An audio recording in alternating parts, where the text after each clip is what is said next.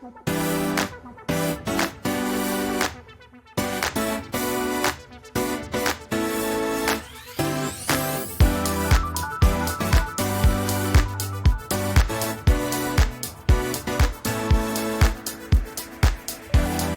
back to the Dental Business Hub. Today we have a conversation that could fundamentally change how you think about your dental practice. We're talking with Matthew Norton, founder of PeoplePlusPurpose.com and creator of the Core 4 Strengths based assessments. Now, you might be thinking, what does team dynamics have to do with my dental practice? Well, here's the reality. Most dental practices struggle with the same issues: staff turnover, communication breakdowns between front desk and clinical teams, and the challenges of getting everyone rowing in the same direction.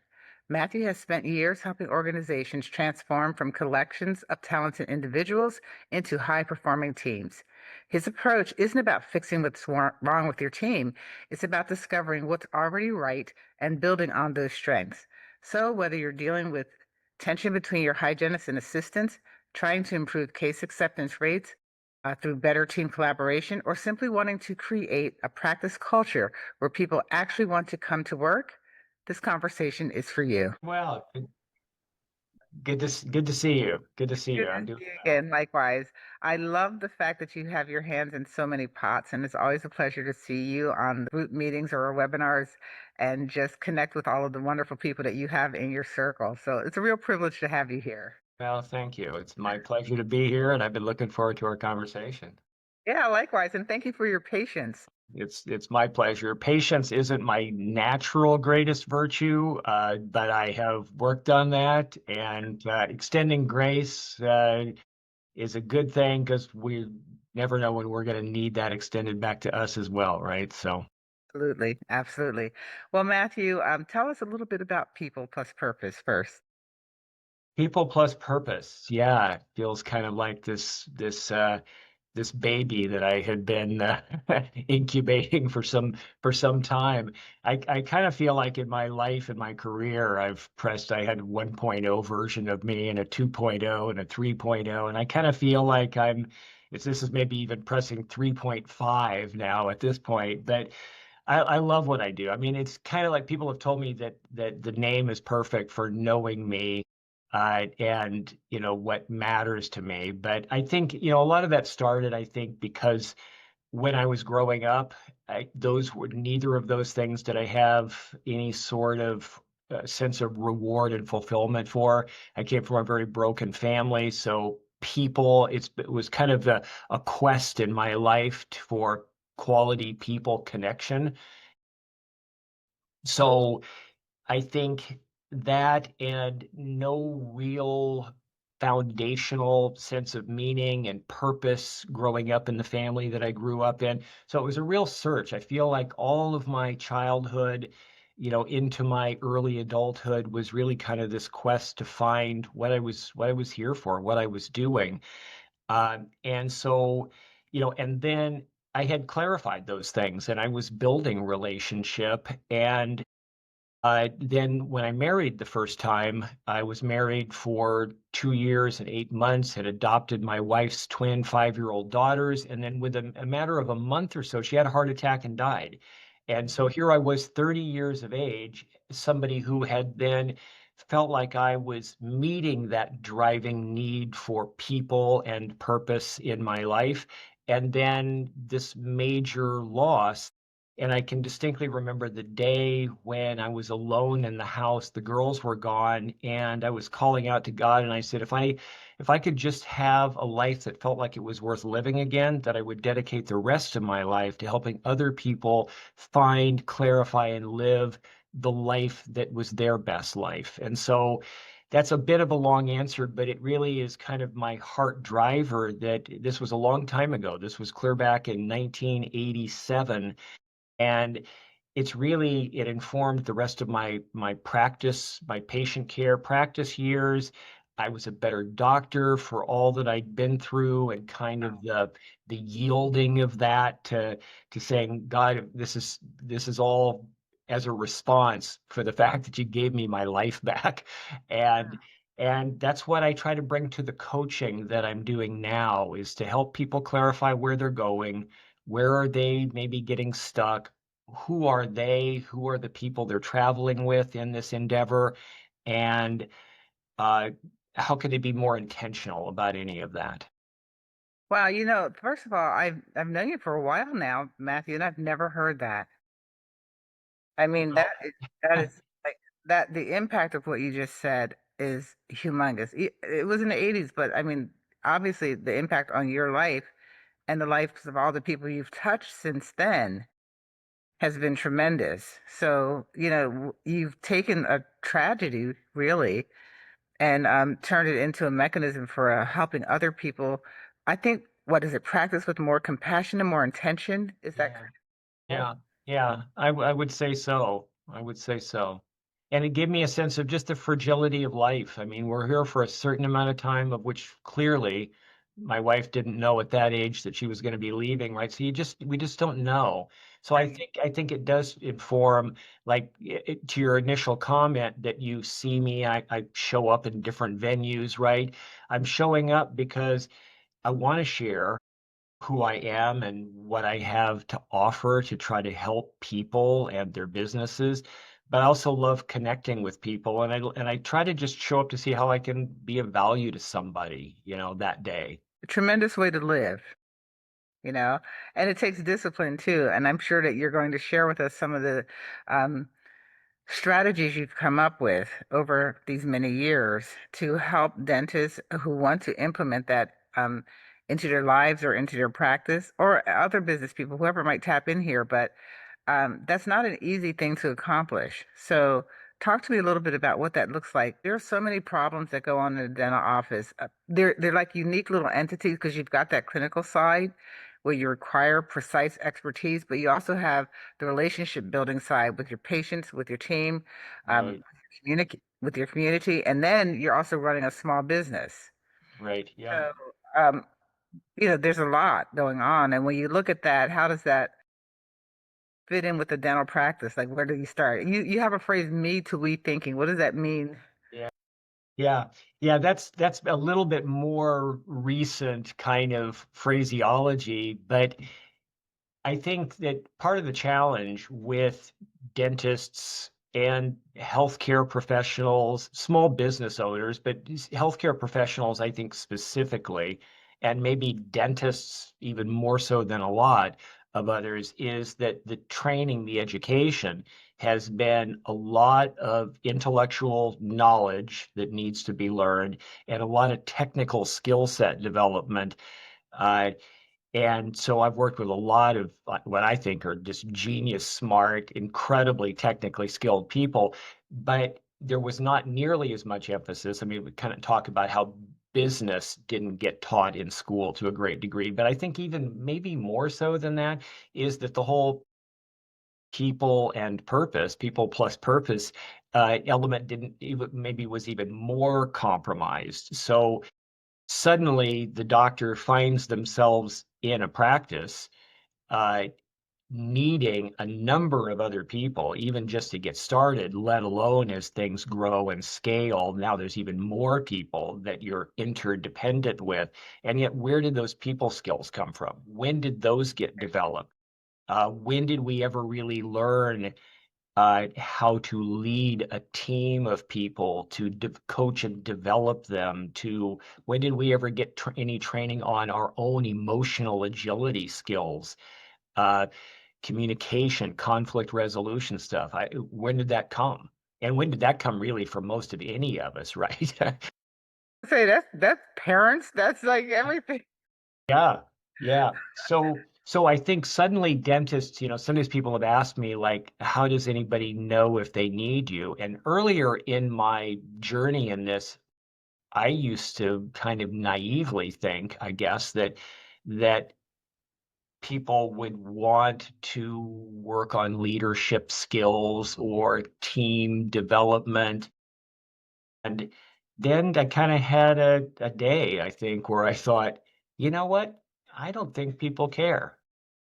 Because it can feel like an abstraction, right? Like what do they care about? When do they know that they have a need? They know they have a need when like I'm having too much turnover. or there's this drama and stress around me is too much. Uh, I seem to have people that don't want to engage and participate and adopt a new approach that we want to a new initiative that's going on, and people they're not all in. And, Yeah, well, I hear a lot of dentists talk about how they feel like they're walking into enemy camp when they come to work. hmm, Like they don't feel like people are on their side. It's very frustrating. And to know that you're going to spend the next 10 hours in that office and you don't feel like there's anyone on your team. And on the flip side, team members who say the dentist is, just not a great leader. He's not entering my needs. yeah, I don't love working here. They walk in ready to go home. yes, So yeah, this is definitely a problem. And I don't know if the word leadership, um, encompasses all that this really is. There's more to it than just leading, or maybe it's our definition of leading. That's the issue. But it's more like, to me, it's more like building, and also kind of like, how when you're in summer camp, you rally all those kids around to do an activity together. So almost like rallying, uh, yeah, build a cohesive team. yeah, I guess the question is like, how does the dentist communicate his vision or his desires in such a way that he gets a team on his side so he doesn't feel like he's in an enemy camp? And for the teams, what do they need from the doctor to feel like they're valued and yeah, like they love coming to work instead of showing up ready to go home? yeah. Yeah, it's a really good question, and I think it kind of fits into that me to we. So I mean, it's if we're saying me to we, then we're kind of implying that it starts with me. There's the to get to we, we've got to start with me. So I think it starts at the doctor, owner, who's the visionary, right? What is that vision? Where do I want to go? What does this look like? And so if I don't have clarity on a mission that's meaningful, or like what Gallup talks about is the need to be able to substitute a paycheck driven mission for a purpose driven mission. So if I don't have any sense of a purpose driven mission, then I'm going to have a hard time conveying that to team members. And so I think just like I've used the Wizard of Oz and the Yellow Brick Road journey to the Emerald City as an illustration, like where are we going together? Is there a destination that's compelling? And it could be compelling for different reasons. We have different felt needs and what we're expecting to experience when we get there, but is there a common place that we're going? And I think it's hard to have a we if we're not going to a to any sort of designated place. Mhm. Right. And that throws off some doctors. When I talk about vision or mission, I get a lot of deer in the headlights at first. No matter how much that's been talked about in general, it's like I still don't know what to make of that. And so that's kind of where I'll say the Emerald City, for it to really be a good Emerald City destination, it needs to be a win for the doctor owner. It needs to be a win for the team, it needs to be a win for the patients we're serving, and it should also be a win for the larger community of patients we'd like to serve or that we would like to be better because our business exists there. And can we clarify that? And can we maybe co-develop it with our team? Could we talk together and see what is this kind of compelling thing that you could get excited about? Well, it seems that's hard in a dental practice because you have so many factors at work. I'm just trying to play devil's advocate here because Yeah, I know from a dental perspective, like I said, they're wearing a lot of hats, carrying a lot of liability and responsibility. yeah, And then you have this environment we're in, especially it just seems like over the last year of real turnover, like consistent turnover instead of consistent employees. And the pressure of that. You're bringing in new people for the first time. It used to be, oh, my hygienist has been with me 20 years. Now she's been with me 2 weeks. yeah. So how do you build that kind of vision and rapport for getting people moving in the same direction as you? Even if you've defined it, yes, you do have to define it first, but even once you've done that, it's like corralling cats now instead of building Yeah. a team. Yeah. Yeah, I mean, I guess we're talking about inspiring people, right? We're saying, like, can I articulate? And, if I can sense a worthy destination, a vision, a mission for what we're doing, then can I share that with others in different ways, in different venues, whether that's the certain dailiness to it, the morning huddle of it, the periodic meetings, maybe to rally, use the word rally before, to rally people together to where we feel like we're part of something. And then how quickly could we invite a new person into that? I think the research shows, especially in the younger generations, they want to be a part of something meaningful. They're not looking for just a transactional environment. And I think we've gotten a little jaded because, like, since COVID, especially, and people asking for more pay, I still think that yes, people want that. I think sometimes people want more pay in lieu of the fact that they can't find the most compelling mission-focused place to be a part of. If I have to trade that for money instead as the deepest reason for being here, I want more then. And but even that doesn't work. That transactional mentality, patients pick up on that really quickly. So Yeah, you're going to find that you don't have a place for your team to come because patients who think you're out for money are going to be out the door. yeah, So, yeah, uh, it seems like a bit of a juggling act, and I think there's a lot of dynamics at play here, especially the temporary nature of so many of the employees, the hygienists, the assistants, and the front desk.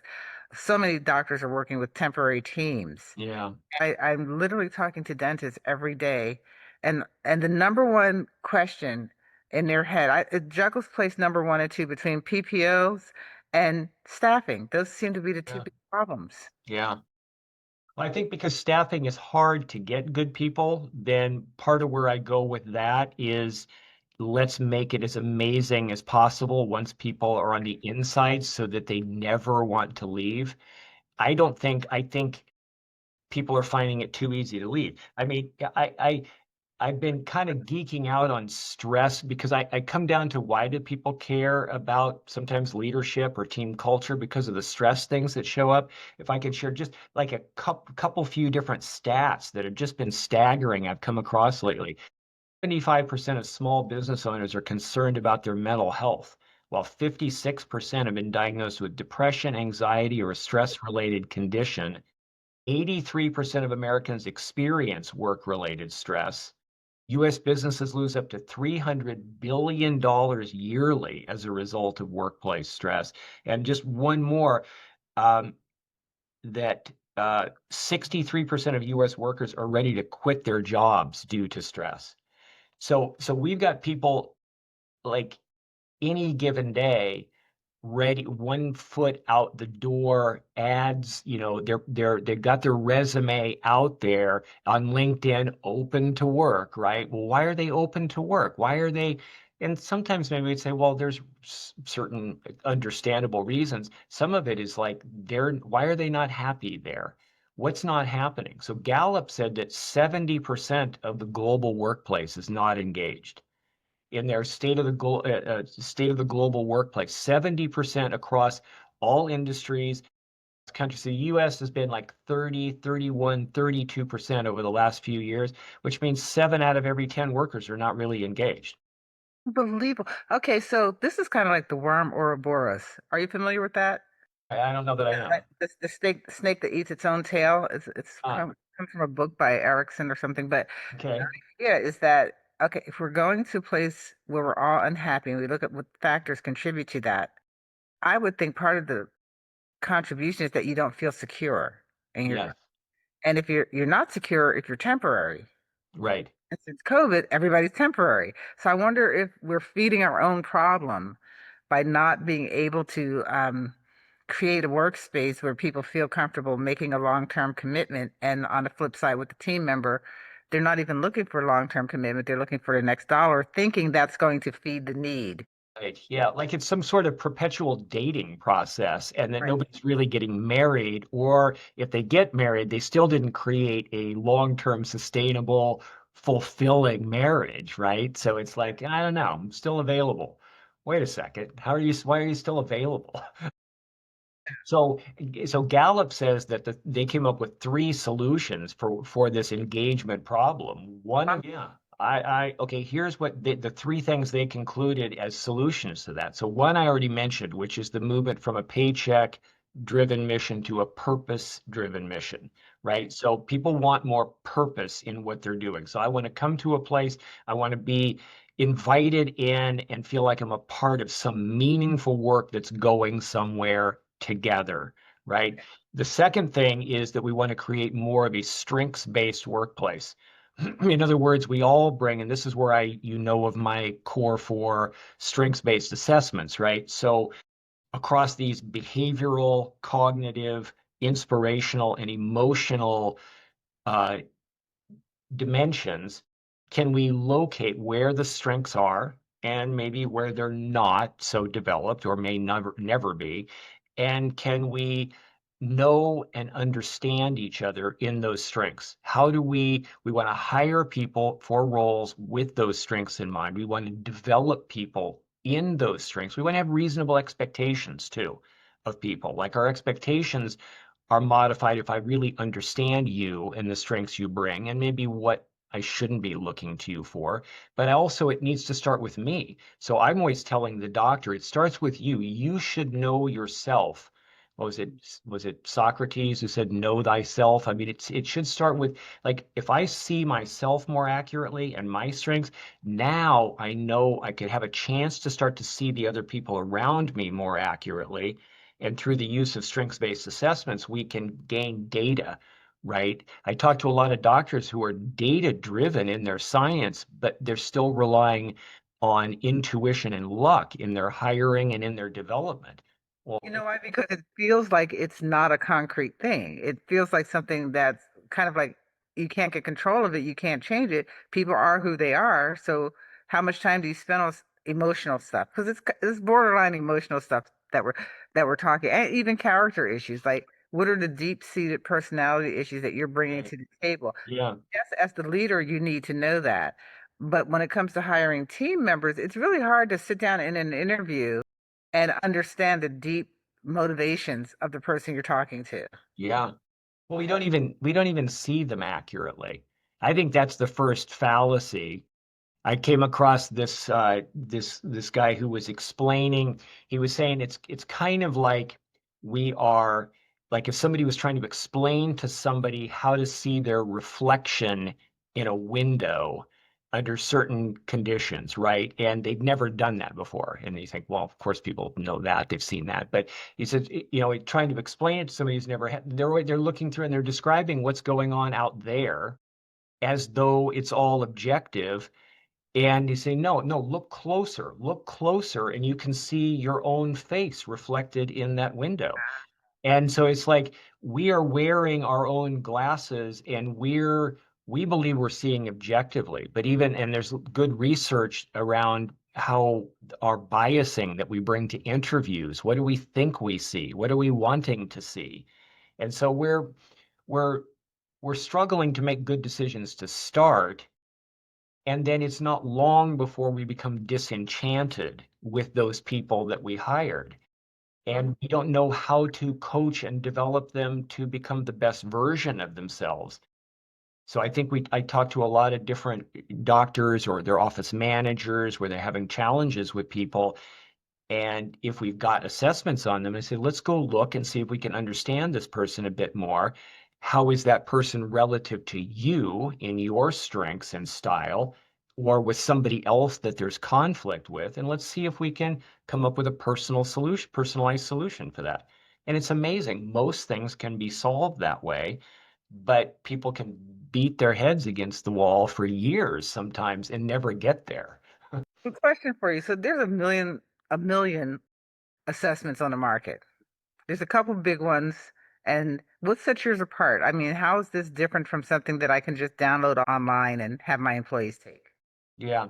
Well, I think, I'm never going to say that there aren't other good ones out there. And speaking of biasing, because I just used the word bias, right? So my bias was, of course, but I think one factor is that the core four are looking at these four different dimensions separately. Okay, So so first explain the core four because a lot of people won't know what that is. yeah, so I have an action approach assessment that focuses on behavior, like how do we take action towards people and tasks.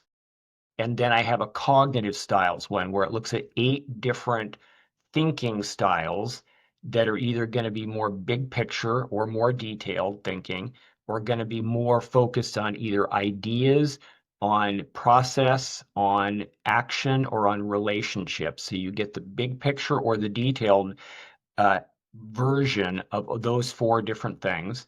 Then we have seven different sources of inspiration. So a lot of times when we're trying to inspire somebody, we thinking about certain something that would motivate them, but that doesn't motivate them because that's not their driver, that's not their. And So actually, yeah, so we're speaking the wrong language to them. So sometimes people just go, they're yelling louder in Russian and the other person speaks Chinese, right? And it's not going to work. It doesn't matter how loudly you yell at that.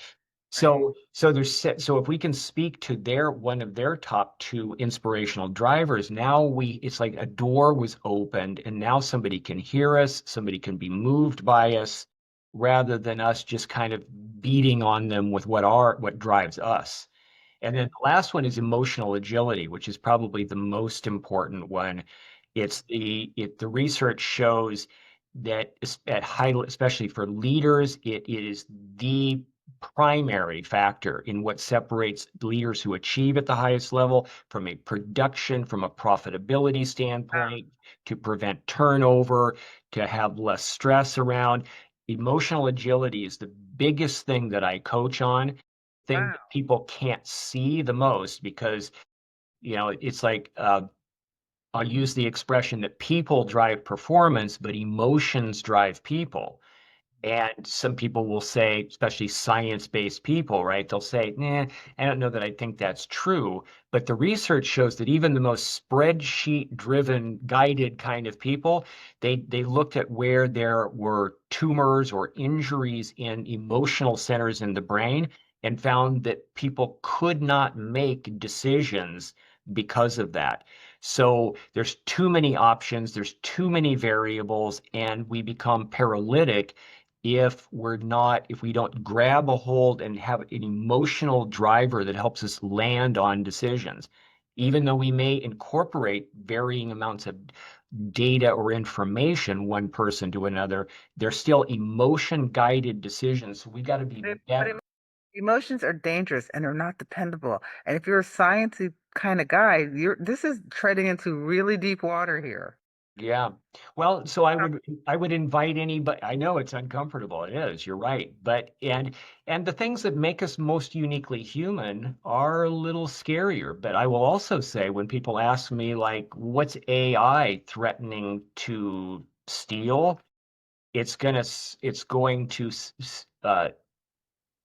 be less likely to steal everything that's part of you being uniquely human. So what is it that makes us uniquely human? So sometimes people say, well, that's like soft skills, right? And I'll say, yeah, soft sounds kind of derogatory. So instead, these are really human skills, like the ability to communicate well, the ability to collaborate well. Like, how do you quantify that? Right? So a lot of things that are harder to quantify, and emotions are key among those, but it's like the things that matter most, loving other people. I mean, how do you quantify love? So I get it that people are uncomfortable in those areas that seem to be, like what's my level? I can't stick a dipstick in that and tell, but it really is what's running our lives to a huge. Sure, with the dipstick, yeah. And it sounds like this is crucial for teams to take these assessments. I assume you recommend a whole team take it, not just the doctor, correct? I do. I mean, it'll start with somebody introducing. I get people referred to me, and it's like they're for different reasons. One might be that they're thinking about a key hire and they heard that maybe I could help them make a better decision because the last couple didn't work out and they're tired of just trying to get lucky and they want to see if they can get a little guidance. So that would be one. Another one would be I need you to fix my office manager. You know, if they could just be fixed, then all would be well with my business. I think assessments fix people. No, no, there's a misconception there. So, and especially when you find out there were five other people in that role that apparently didn't get fixed either, right? Oh. So, So so we, my very first boss used to have a saying. He'd say, a fish stinks from the head to the tail." yes, that's good. I like that. I like that. Yeah. So it's like, so I think whether you're using assessments to consider for a role fit or for you may have a role fit in mind, but also what's the team fit? And Okay. that means how does this person fit first and foremost with the doctor? What's that connection going to be like? How well are we going to communicate and collaborate? And where are any red flag possibilities? But also, how are they going to blend in with my existing team? Partly to be as seamless as possible, but also what's well reflected from a strength standpoint, and what could we use? Maybe what are we lacking maybe a little bit in any of these strengths that in this next hire we could find a role fit, but also somebody who could be a valuable asset into contributing strengths that we're a little low on. And so all of those things basically say, yes, if we have the whole team, like the clients that I work with, we may not always start right there with them saying, let's do the whole team. Although I just started a new client this last week, they have 35 team members, and we did assessments on 35 team people. And I'm now starting to meet with the 4 department leads and looking at the charts and who are their challenge people, so we can try to get a win or two as quickly as possible. Frustrated places that they can't seem to figure out what the heck to do with them. And but it really does, it's a lens I'm trying to people will talk about assessments and say, well, we did a one-off team building experience with assessments once. It was kind of fun, but then it went away and we never talked One about off, it again. one off is the key One right off. there. Yeah. Or we did it was a hiring thing, but the team member goes, I never even got my results, or I never really knew what to do with that, right? So I'm trying to make a shift into the culture to say, can we can we make this a new language? And we put charts together, we have the team have the charts, and they begin to know, like a great sports team. It's like I'll say, like, if we have a basketball team, for example, and we've got those 5 players on the court, if they're going to win, if this team is going to win, just like if the dental practice is going to win, we want to know intimately exactly what the greatest strengths are from each of those players, exactly where to put the ball in the moment that's going to work for that player. And the only way you can do that is your strengths, theirs, they know each other's, and then you practice and drill that until you've got a finely tuned organism there.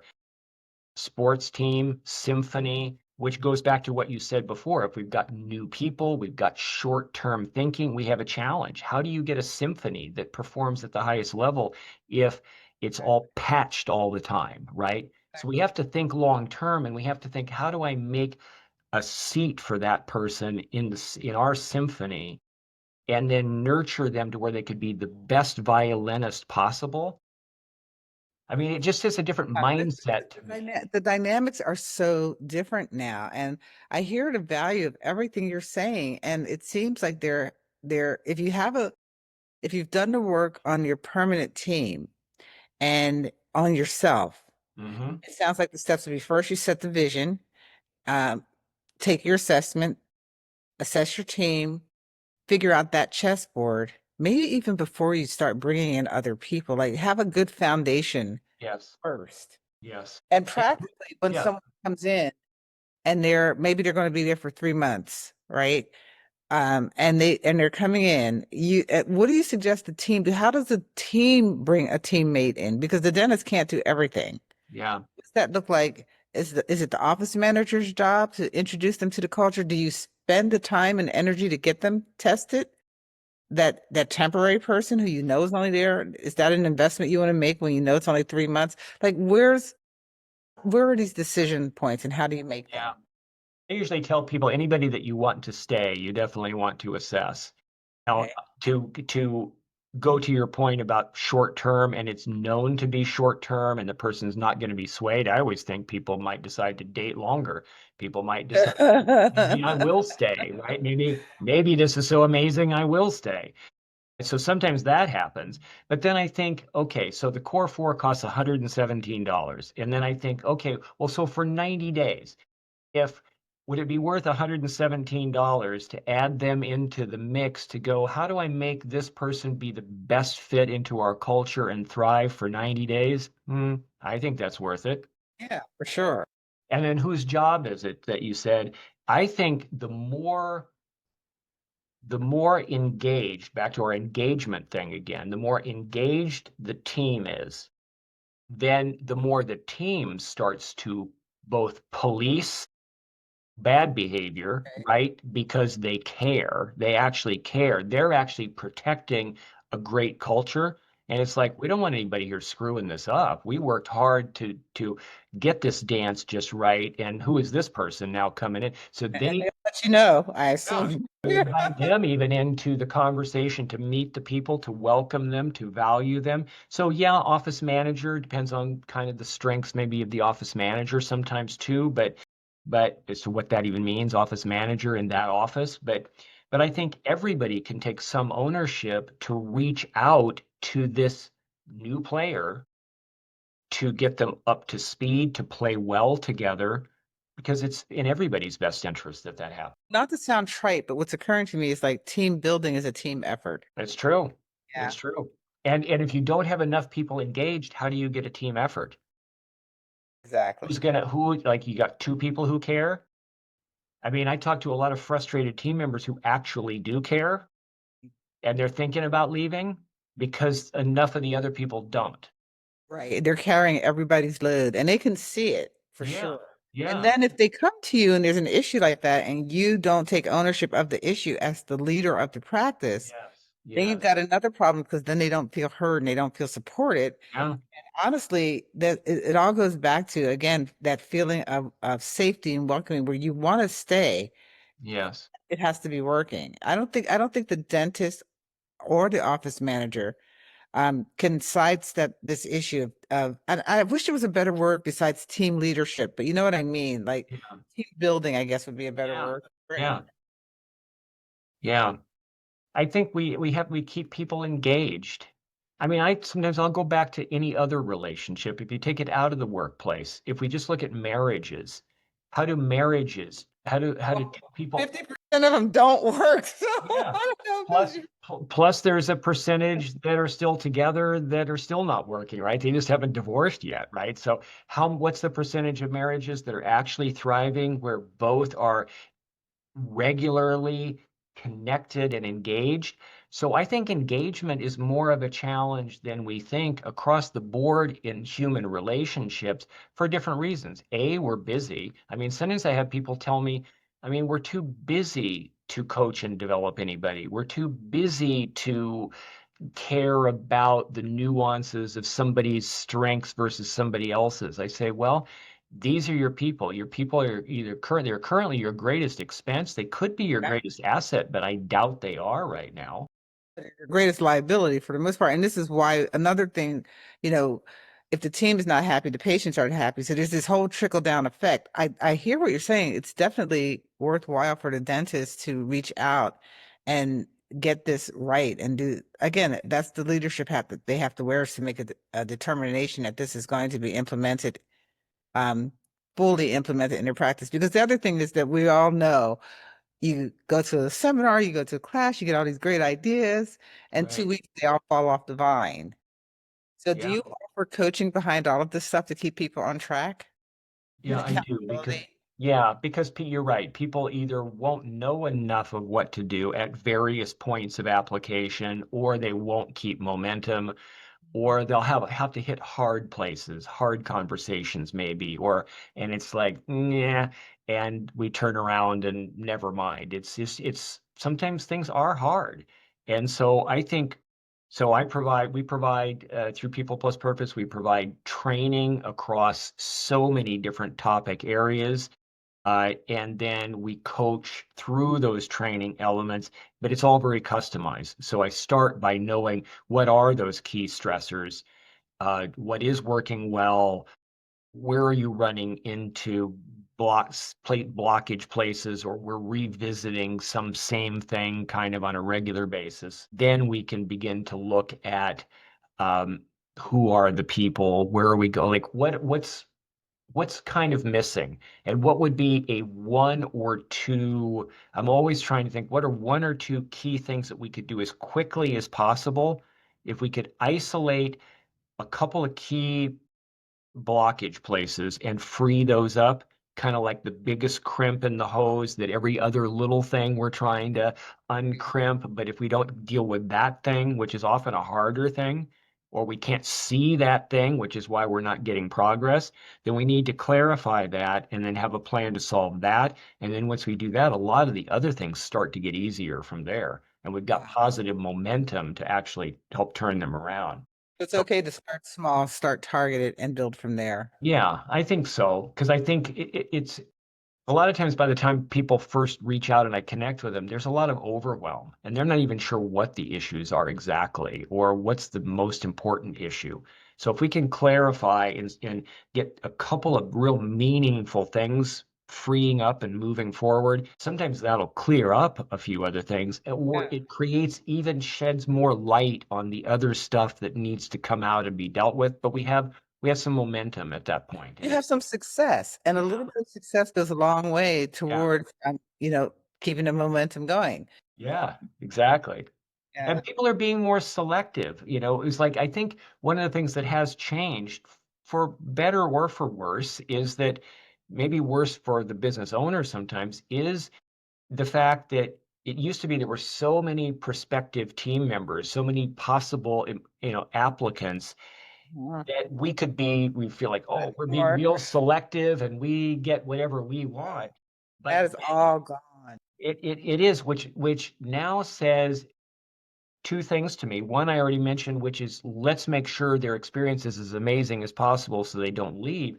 But also, how do we become the most, if somebody was to come visit, if somebody was to do a working interview, if somebody was to come and observe, is this an amazing place? Is this where I want to be? So before we were always saying, do I want you? Do I really want you? I think now people are going, do I want you? Is this the place I want to work? Because I've got It's options, right? I think it goes both ways because the temporary nature of so much of the employment, some people think that's all power to the employees, but really, I think we all have to learn to value each other. I think that's something that's been lost is the value in the person that you're committing to or in the business that you're committing to. You have to value it and you have to feel valued. And if this kind of assessment can help you find the strengths and Yes. put into the right slots, and you can see where they're benefiting your team, your business, and your patients, Yeah. that's going to elevate their value. And then again, it's that circle. It's constantly, instead of the worm eating its own tail, now we have a Right. circle of growth. Yeah. Right. Uh, and I think that's the goal. But again, that's another hat for the dentist to wear, Right. to Yeah. figure all this stuff out Yeah. too. Yeah. So I'm hearing that you come alongside the people, the business owners. I think that's probably the most valuable thing you do is help. Like Yeah. they're not out there on their own. They need to know that just taking the assessment doesn't mean I'm plunking down a whole bunch of things for you to do now, Right. but I'm going to support you through that and I'm going to help you through that. What is your commitment normally? Is it like a few months, 6 months, a year? What does that look like Yeah, usually? kind of have a 90-day start on most of these things. The very simplest thing that's kind of that back to the me to we again is I created a new program that is a one-off, right? Because sometimes people don't know. I mean, do I want to commit to something? I don't know what I need. Do I need a 90-day plan even, let alone more than that? Uh, Most people do, but I've created a one-off program that's just a 90-minute to 2-hour program, depending on how much time is available, that's called From Me to We, Unlocking Trust Through Individual Strengths. And so it's a Okay. dynamic, interactive that can be delivered virtually. So I've done it live and in person, but we've now adapted it to where we've got we actually put stuff out on the floor. We have people get into their different places. We have people learn about each other across those things. And Wow. it has been incredibly eye-opening, and it comes with the core four assessments. And so it's basically what the people are doing is paying just for the assessments, and we're including all of the rest of this experience. And I've got uh, I've got a little recorded blurb from a couple of doctors who recently had us deliver that program, and it was a game changer for them and for their team members. And so that would be a, I think, an easy, low cost gating opportunity to see if this is really something that could be helpful for them. Is there a place where our listeners can go to reach out to you and to find you? Yeah, I mean, people can find us on LinkedIn. I have a lot of value that we're bringing on LinkedIn. They can also email. We can have a chat about that, or I can send along. We have a two-pager that kind of explains the program and that sort of thing. But that's an easy beginning. So I will be putting that information in the show notes so that people can find that. I think if anybody has any questions, I'm certainly happy to share what that could look like, but would expect it to be a game changer. Uh, This has been very valuable. You're giving concrete data, number one, about the need for it, but number two, you actually have a solution that dentists can, get in contact with you and begin to implement with guidance. That's what I love. It's guided. It's not just a test off the internet. Thank you for the opportunity. I appreciate it, Yeah, Mike. I appreciate you too. We'll see you again.